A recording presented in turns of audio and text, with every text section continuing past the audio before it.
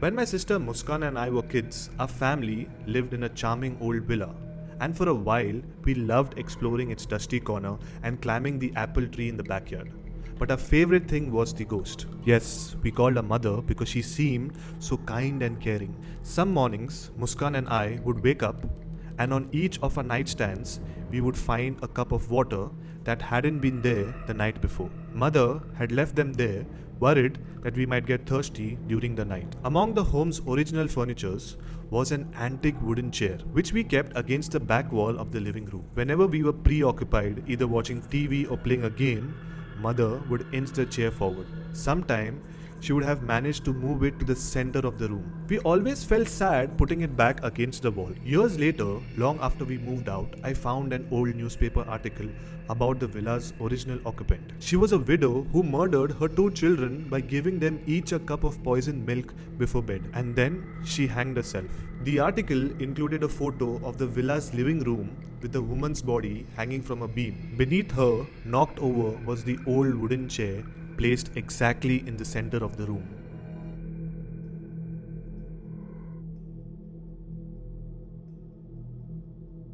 My name is Varun and my wife's name is Sneha. We both live in Andheri, Mumbai, India. We got married in January 2020 and we had decided to go on a honeymoon by mid-February. But since you all know, due to the COVID situation, everything got cancelled. However, by the end of the year, everything started getting back to normal, and then like everyone, even we planned to visit Goa. So this happened on the 17th of December, and we decided to drive down by road as we own a Maruti Suzuki Swift. It was just me and my wife, and we left around 2 p.m. We decided to stop and check out the different spots on the way to Goa. So first we halted at an unknown waterfall, chilled for a while, and many more such beautiful locations. We had already planned to explore new scenic locations on the way, as my wife loves photography. We were having fun, but we never thought or imagined that the evening of 17 December 2020 was going to be the worst nightmare of our lives. So we stopped at around 12 a.m. midnight for dinner at a small restaurant close to the NH-17 Mumbai Goa Highway. And then we decided to relax for a while and move ahead by 2 a.m. And that's when the horror started. I still remember that night. We were listening to the local radio station. Windows were down, the wind was blowing, Google Map was on, and a few heavy-duty vehicles on the road. I was driving at a speed between 80 to 100, and after a while, Google Maps suggested taking a right since it was showing 30 minutes faster. Normally I don't take the interior routes, but that night I don't know why I took that right. The minute I was on that road, it completely became dark because of no streetlights. Even the other vehicles were not around us. We were all alone on that stretch. I did find it strange since a few seconds before we could see the other vehicles, but now it was completely silent and dark.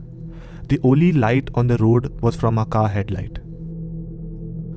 After a while, it started to get a bit cold. I rolled up my car windows, and since you guys know we have a habit of stopping at different spots if we find it interesting, but on that road, firstly we could not see anything. It was just like trees and bushes on the left and right hand side of the road.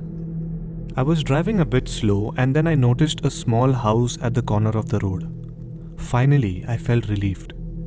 We continued to drive and it showed 20 minutes on the map to reach the main highway. I remember checking the time and it was around 2:30 a.m. We both were waiting to get out of this lonely road and get back on the highway. Now it was 3:15 a.m. and it still showed 20 minutes. We were confused. Why is this stretch not ending? Then we assumed that the map was not giving us a proper direction. So I decided to redirect the location, and that's when we got scared for the first time. It said that we were in the wrong direction.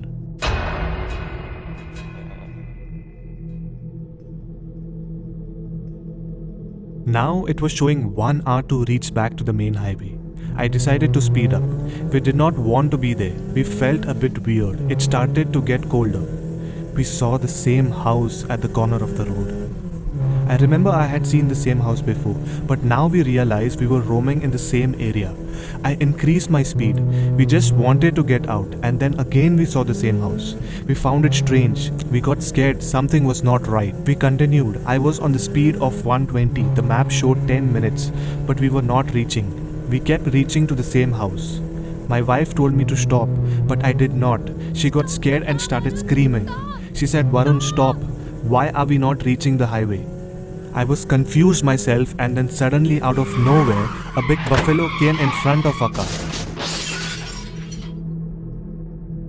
I tried to press the brakes as hard as I could, but I could not stop, and we banged and ran over it, which caused the windshield to crack. We immediately got down to see if the buffalo was alive and needed help, but that's when we got shocked. There was no buffalo. In fact, even my car windshield was intact. We clearly remember we hit the animal, and because of it, the car windshield had cracked, but now it felt like nothing had happened. It was not that we hit the animal and after 5 to 10 minutes we got out of the car. The minute we hit it, we immediately got out. If it had to run and hide, we could see it. I remember seeing the buffalo. How is it possible for an injured animal which is so big to run so fast? Moreover, we ran over it. Maybe it must have ran away, but what about the windshield?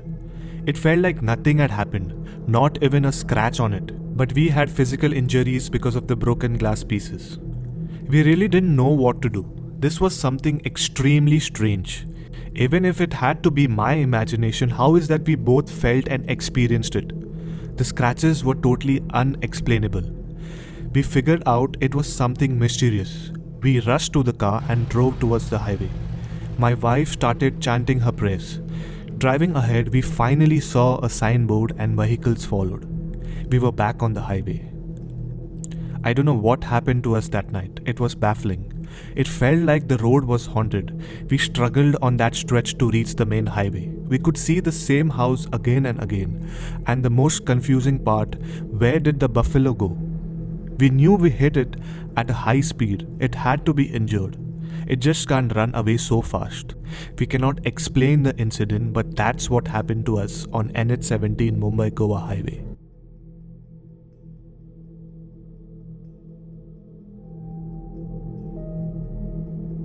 Let's find out the history behind the Three Kings Church. According to a report, the Three Kings Church was also known as Our Lady of Remedies Chapel, which was founded by Father Gonzalo Carvalho in the year 1599, which is currently located in the village of Cansulim in South Goa. However, after a particular incident, the nearby villagers renamed it, or it became famous as the Three Kings Church. Do you want to know what was that incident? Let's find out, but before I go ahead, let me tell you something. Basically, there are many versions of this incident on the internet, and I was not sure which one was true. So I did a bit of research and spoke to a few family members from Goa since I wanted to know the truth. So what I'm going to share is genuine, so here it goes. A long time ago, there was 3 Portuguese kings who lived in Goa.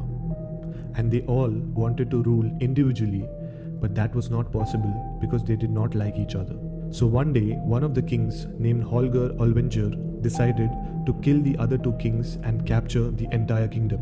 But he could not openly kill them, so he decided to invite them for dinner in the church and also speak to them in regards to settling peace in the kingdom. But the other 2 kings did not know that it would be their last meal. King Holger poisoned the other 2 kings, and in no time, they both died. But things did not go as planned. The supporters of the dead kings became furious and gathered at the church to kill the wicked man. Holger was guilty, and that's why he decided to kill himself by taking the same poison. The villagers buried all 3 bodies in the same church, and since then it is said that the spirits of the 3 kings roam the church. This was the history. Now let me tell you what's floating on the internet about the 3 Kings Church. There have been number of claims about mysterious paranormal experiences that visitors have had at the church. Late in the evenings, people who have walked around have claimed to have experienced a strong presence. The phantom presence have never harmed anyone, but the visitors have claimed that they have felt something supernatural. So this was the history and mystery of the 3 Kings Church.